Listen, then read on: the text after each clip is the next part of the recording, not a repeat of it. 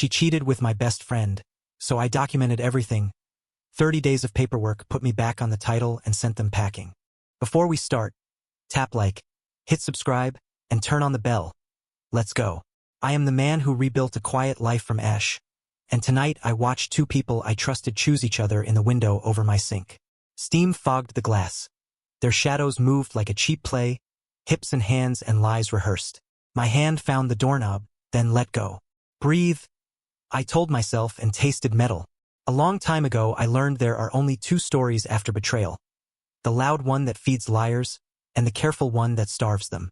Do not give them a stage, I whispered. I backed into the alley, heart counting like a metronome. Rain hissing on the lid of the trash bin.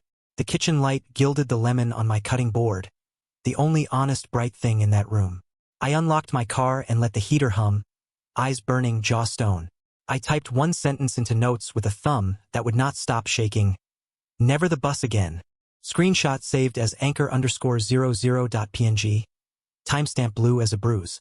I drove home slow, passing the river where the air always smells like cold pennies and wet rope. On my desk waited a clean legal pad and a manila folder I had not touched since the settlement after Rachel died. I set the phone face down so it could not beg me to explode. Not loud, I said to the dark house. Smarter. I opened a fresh folder in photos named Rebuild and dropped the screenshot inside like the first stone in a foundation. The fridge clicked and the sound felt like agreement. From the hallway my mother called, "Tea," and I answered, "In a minute," because grief can wait when procedure arrives. I wrote 4 lines on the pad, each ending with a period you could land an oath on. Observe, copy, verify, wait. Then I added a 5th, quieter than the rest. Forgive nothing. The room smelled like lemon cleaner and printer ozone. I turned the page and drew a small square where the first receipt would live. When I put down the pen my hand had steadied, and the house finally exhaled. Outside, a train horn cut the night. Inside, I made a promise out of paper and ink and a silence sharp enough to hold its edge. By morning, I would be the architect of their consequences. Normal used to be safe. Work on weekdays, soup on the stove, Catherine humming while she folded towels, my mother tapping crossword clues and asking me to check spellings. You look lighter these days, Mom said one night, hand warm on my arm. I am trying, I said, garlic and lemon still on my fingers from dinner. The first crack wore friendly clothes. Quick call, Catherine said. Laptop propped by the sink, video ending the moment my key turned. A sedan idled too long in the alley, headlights stroking the fence like a slow scan. You are inventing shadows, I told the bathroom mirror. The mirror did not argue.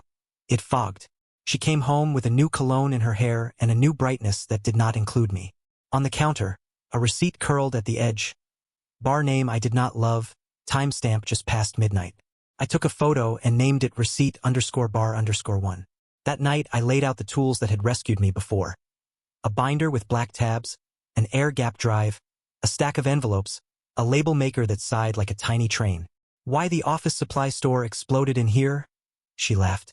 Just getting ahead, I said, and the citrus cleaner bit the air. I created sections the way a paramedic lays out gauze. Accounts, messages, photos, alibis. While she showered, I paired timelines that did not like each other. A chat bubble with a hotel address. A card charge with a grin I had never seen. A selfie with a painting I recognized from the lobby near the river. I did not rage. I wrote. Her laptop slept with no password because some people mistake convenience for safety. I mirrored the drive, preserving dates and names, and exported a neat chat log with a header you could present to a judge who drinks bitter coffee. You trust me, right? She asked through the steam. I am here, I said, which was true and not the answer. Before bed I walked the block. The air smelled like damp cardboard and lilac. A dog barked twice and then chose mercy. Back home I slid the first printouts into sheet protectors. The plastic squeaked. On the pad I drew a box around the word evidence and underlined it until the paper almost tore. When I turned off the kitchen light the window held my face like a witness who had finally stopped being afraid. The plan fit on one page because good plans do. Observe without flinching. Copy without altering. Verify before you ever speak. Wait longer than pride thinks possible. You are dramatic, Catherine laughed when a quick drink became 3 hours. Traffic, she said. Right? I said to the mint on her breath. I checked the guest room drawer where my friend Harry had once left a tin that was nobody's business. Years ago powder had dusted the hinge like shame. Men do not change. They formalize. I did not need to plant. I needed only to remember. At dinner, Harry texted a thumbs up about the game. I replied, "Bring ribs." The yard smelled like cut grass and propane while I wiped the grill until it squealed. Music from Catherine's playlist drifted through the screen door. All honey and lies. Friends arrived. Laughter rose and fell. I smiled and poured and listened for the way confidence bends into confession.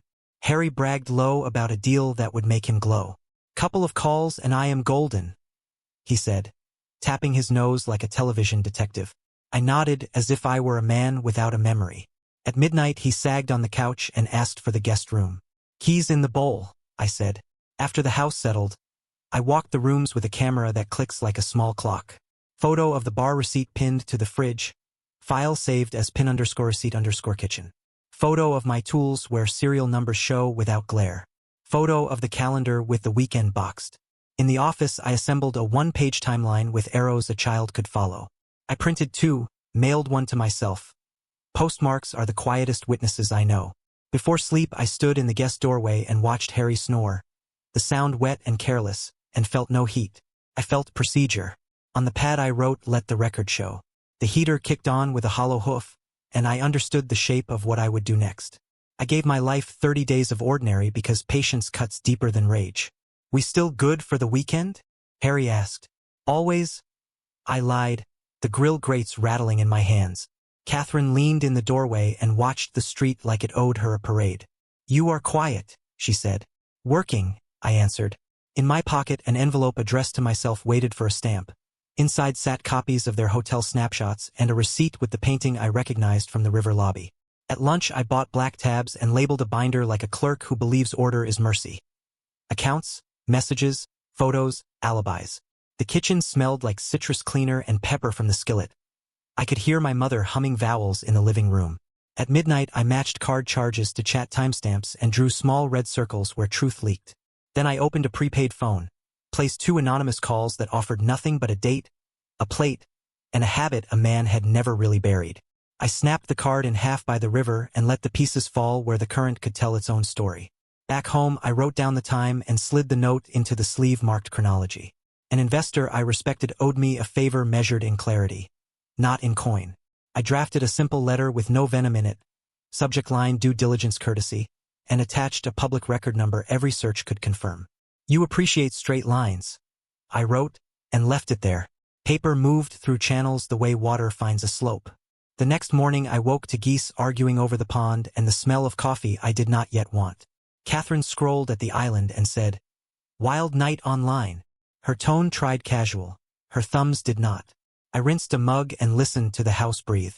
Somewhere far from my sink a cruiser idled under a weak streetlight, and a man who had mistaken charm for immunity began to feel the temperature change. By afternoon my phone would ring, and the voice on it would be thin around a laugh. Blue lights paint everyone the same flavor of guilty. I was not there. I did not need to be. Friends forwarded jittery clips that smelled like beer and wet concrete through the glass. A cruiser crept behind Harry's bar. The trunk opened like a mouth already sure of the ending. He called after booking, voice raw and comic at once. "Can you believe this?" he said. I let silence count. "Believe what?" I asked. "That I got set up," he hissed. "Get counsel," I said, and hung up before empathy found a door. By lunch his almost deal turned into mist. By dinner the second one followed. Catherine poured wine she did not drink and tested me with a look. "Crazy, right? I am seeing the same things you are," I said, and wiped a clean circle on the counter that suddenly felt too small. I opened the binder and added a page titled Fallout. The printer gave off that warm ozone that always makes the room smell like decision. On the screen a group chat tried to grow a myth that bad luck looks exactly like habit. I archived everything and replied to nothing. My mother set a cup of tea by my hand and said, "Storm will pass."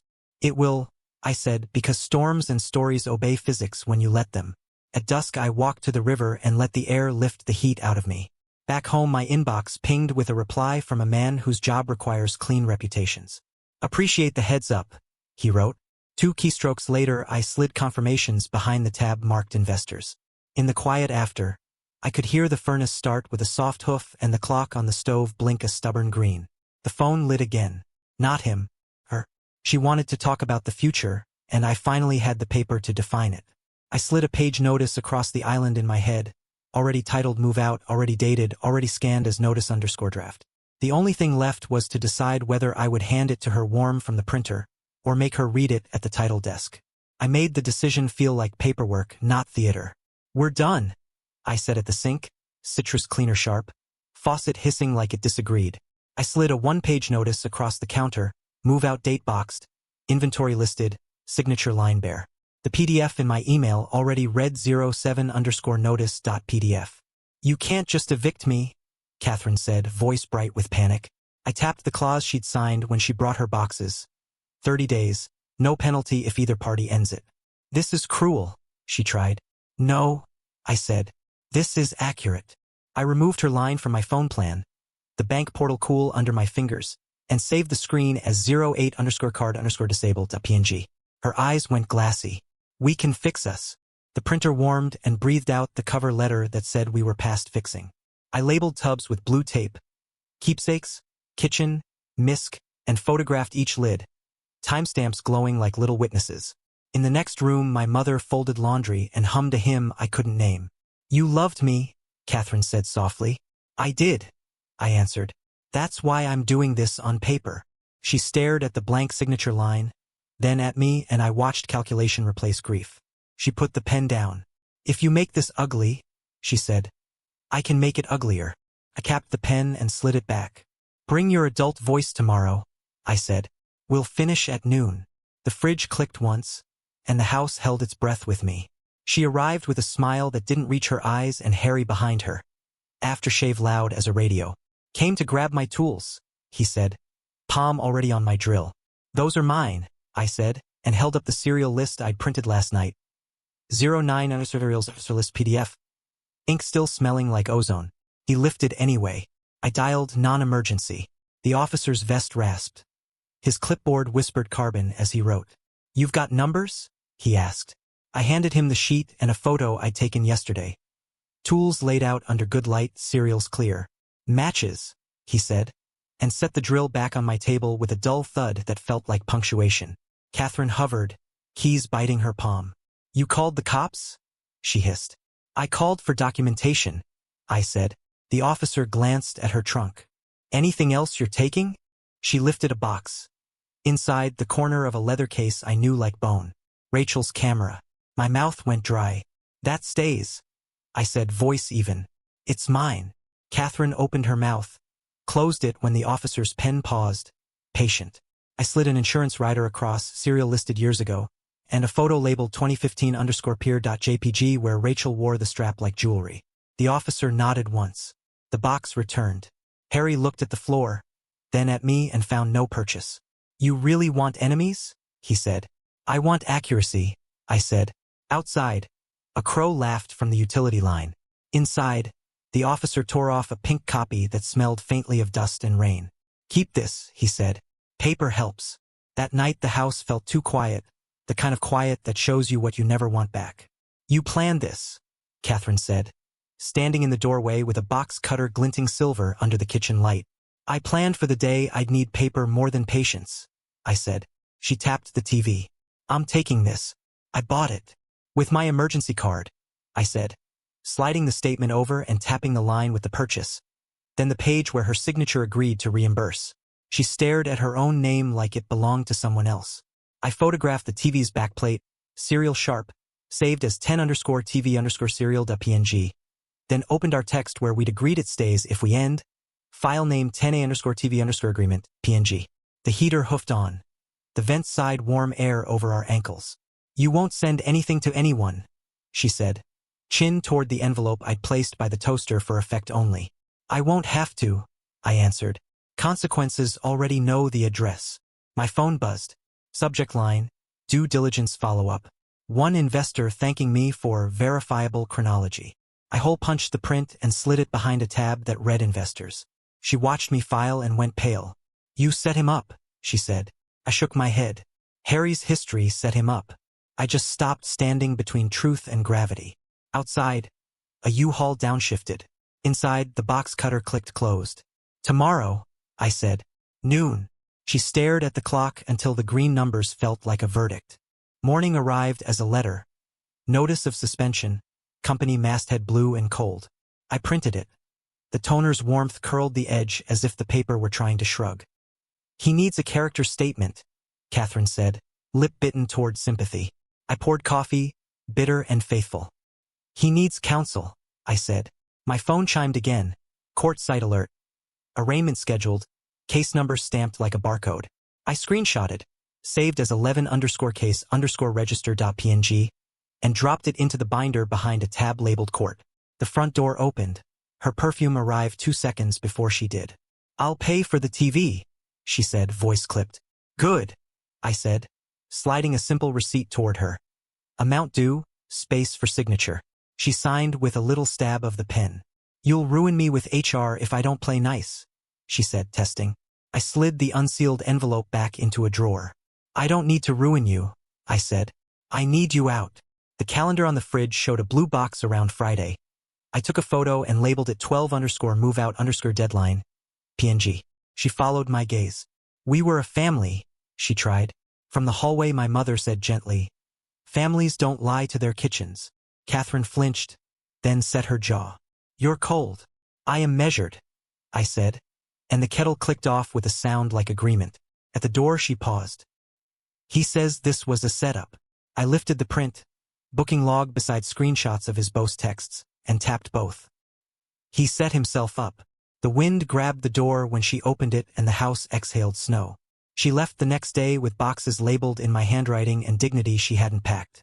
The house felt taller somehow, the air less sticky. I walked each room and let the silence reintroduce itself. Radiators ticking like small applause, fridge polite, the old floor answering my step without accusation. I updated my inventory, camera, tools, TV paid, then scanned a thank you letter from a firm that likes clean reputations, saved as 13_thanks.pdf. My mother brewed tea that smelled like mint and winter. You look like yourself, she said. I am, I said, and believed it to the edge. Catherine texted once, can we talk? And got my auto reply. This number no longer accepts messages from you. Harry's name floated through the group chat, then sank under newer gossip. On Saturday, I stood on the pier where Rachel had smiled at the horizon and let the wind push at my jacket while gulls argued about nothing. We pay for what we keep, I said to the water and counted what I'd kept. My daughter's trust, my mother's ease, Rachel's camera, a house that tells the truth back. Some people will call what I did revenge. I call it accurate bookkeeping with interest. Would you have stayed and fought loud, or gone quiet and let the paperwork do the talking? Tell me below. And if the story gave you a spine, like the video, subscribe for more, and ring the bell so you never miss what comes next.